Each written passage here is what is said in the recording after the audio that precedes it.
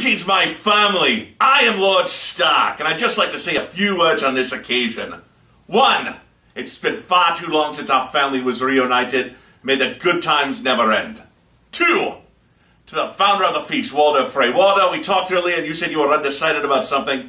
I hope my speech helps you make up your mind, you ugly son of a bitch. Laugh! It's good for you. And 3, a toast to the bride and groom. Now, if you'll excuse me, I've got to hit the head.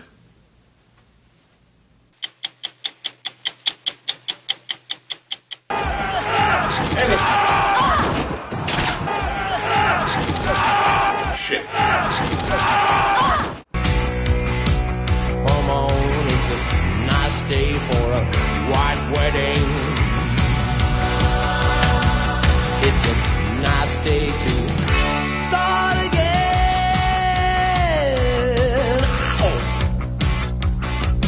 Oh, it's gonna be okay.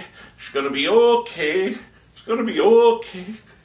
Oh, greetings, my friends. What? Oh, you're kidding.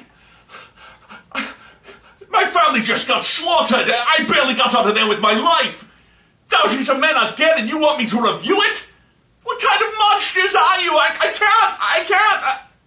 Hey, you. Me, sir? Hi, this is George R.R. Martin with a little Westeros insight. The cloaks are minor spirits easily summoned to protect magical artifacts. However, once their time of service is up, they like to stick around the material plane, picking up odd jobs and generally plotting world domination. Although, that's more of a sideline. I hope this helps you out. Now, if you excuse me, I've got a pizza buffet to get to. Oh, I have to finish up the last 2 books in A Song of Ice and Fire. HBO's really busting my balls about it. What's your name? Sir, I am cloak number 437. Although, mark my words, I will rise through the ranks until one day I am cloak number 1. Whatever. Everyone I love just got butchered. You want a job reviewing it? Oh, sir, you honor me. I call this episode The Reigns of Castamere. We start now with Samuel Tarly, who no doubt is a friend of Frodo. Sam explains the history of the Night's Watch castles to Gilly. At one of the nearby abandoned castles, there's a gate that should let them pass into Westeros. You know all that from staring at marks on paper. You're like a wizard.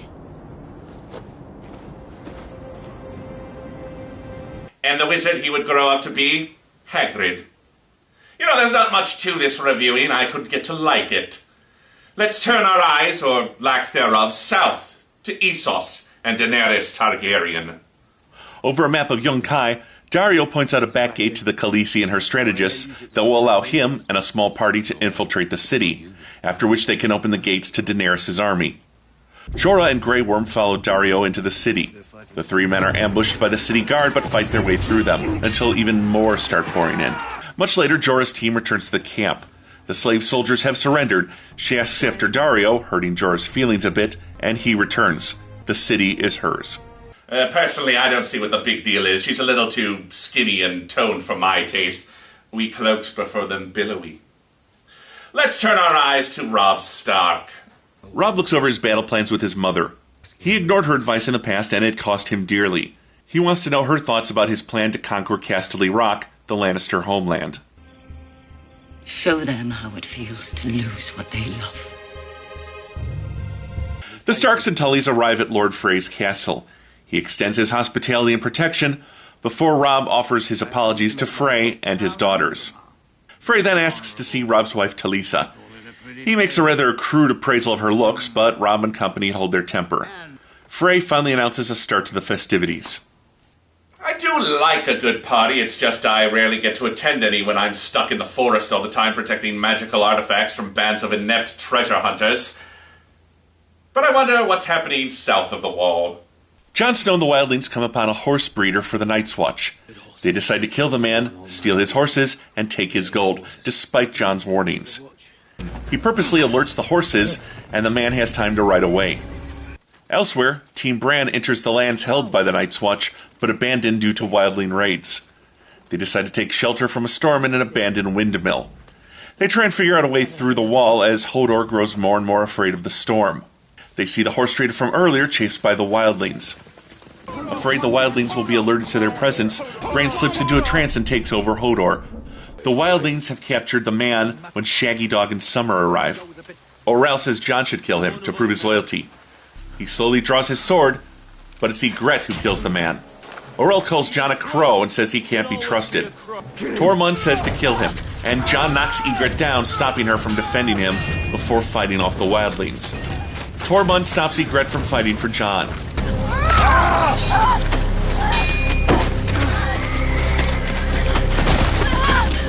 I'm not gonna die for one of them! As they battle, Jojen tries to get Bran to warg the direwolves. Bran succeeds and the direwolves attack the wildlings, giving Jon the chance to kill Orell. Orell jumps into his eagle's body and attacks Jon, scarring his face before Jon gets on his horse and rides off, leaving Ygritte and the other wildlings. I'm starting to feel better. I think I can finish this review. Bran is disturbed to realize he can now get in people's minds, something no warg has ever done. He tells Asha that they're going to head north of the wall to follow his dreams, but she must take Rickon and head to their bannermen, the Umbers, for protection. I'm your brother. I have to protect you. Right now, I have to protect you.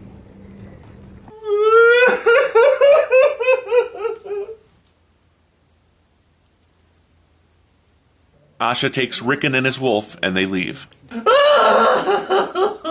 Oh, walk it off, man. Let's look in on Arya, a girl whose career we shall follow with great interest. The Hound and Arya come upon a broken wagon. Sandor reminds Arya to pretend that they're father and son before he goes to help the man fix his wagon, and then knocks him out. Arya tries to stop him from murdering the man. You're so dangerous, aren't you? More than anyone you know. You're wrong. I know a killer. That him? No? Good. Later, Arya sees the twins and realizes she's about to be reunited with her brother and mother. The Hound knows she's afraid that she won't make it the whole way. Likewise, Arya knows Sandor is scared of fire. She tells him she will kill him. Someday. And now, my friends, there are very few moments where we supernatural entities look in on the human world and stop for a moment to say, damn! With that in mind, I present to you the Red Wedding. Robb's soldiers begin getting drunk as the ceremony begins. Walder walks his daughter down the aisle, and Edmure is relieved to see she's a knockout. In the sight of the seven, I hereby seal these two souls, binding them as one for eternity. Catelyn and her uncle Blackfish are joined by Lord Roose Bolton. He's married to one of Frey's granddaughters. Blackfish excuses himself before Lord Frey calls for the bedding ceremony as Edmure and his bride are carried off. Talisa and Robb discuss the name of their future baby. Eddard. Don't you want to teach little Ned Stark how to ride horses? I do. Catelyn notices the Freys are sealing the doors. Outside, the Hound arrives, but is told the feast is over. He turns and sees that Arya is gone. Frey makes a speech about owing Robb's wife a wedding gift. Catelyn sees Bolton has been wearing armor the whole time when the slaughter begins.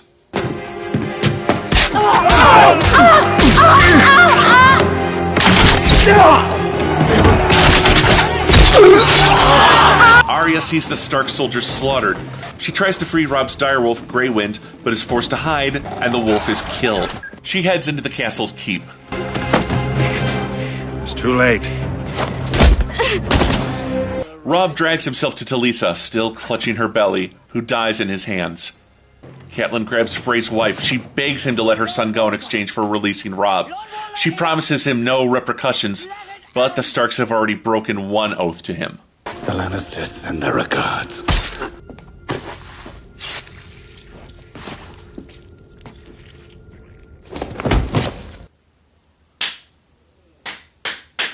Oh, bravo, bravo! What a well-played masterpiece of evil! Oh, they're going to be talking about the Red Wedding for a long time to come, you mark my words. Now what? Stop the analysis of the episode! So that was a well-executed, Wedding. But what did I think of the episode as a whole? Let's take a closer look. Dany's story's been getting weaker as the season goes on. Yunkai and Daario are just not great hooks. Perhaps the liberation of Yunkai should have been combined with the story of the freeing of the Unsullied. None of the actors have had much going on. The exception is Ian Glenn, who plays Ser Jorah. He too has had very little to do this season, but I did like his hurt puppy dog look when Dany asks about Daario, and he's worried that he's losing her, or at least his position with her. And in the what was the point department, what was up with Sam's scenes? They really served no point and could have been held up till his scenes in next week's episode. I did like the blending of storylines, though. Getting to see Jon Snow and Bran's stories crossing over with one another was a welcome sight, and a reminder that all these different stories in Westeros are interconnected. I kind of felt that Jon got the short end of the stick here. I mean, he seemed like he was about to kill the old man when Ygritte does it. I'm not sure why her acting first meant he was a traitor. I did enjoy his subtle moments in keeping the old man alive, showing that he was still trying to be the man of honor we know him to be. As for Bran, his story was more cerebral this season, more about the changes and trauma he's endured than any actual plot or action. It's building up to next season, but this episode advances his character as we learn that he's more powerful than any warg previously known. Also, the goodbye between Bran and Rickon was very well done. Rickon's been a cipher, not much has been explored in his story, but here we get a little insight into his character, how he feels that it's his duty to look after his crippled older brother. These two have been the only family they've had for the last 2 seasons, and it's heartbreaking to see them say goodbye.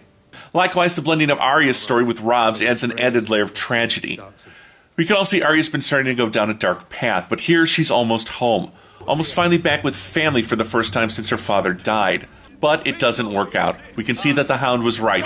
It all goes wrong at the last moment. Robb's never been my favorite character. His best scenes this season have been trying to deal with leading an army and fighting a war he's grown disillusioned with, balanced against his need for revenge and, perhaps more importantly, the need to take the Lannisters out of power lest they continue abusing it. He's been a fairly generic character, simply carrying on his father's legacy of doing what's right, and like his father, he suffers at the end for that belief. Richard Madden and Una Chaplin managed to convey a genuine sense of love for one another, and his desire to protect her shines through in the scenes with Frey.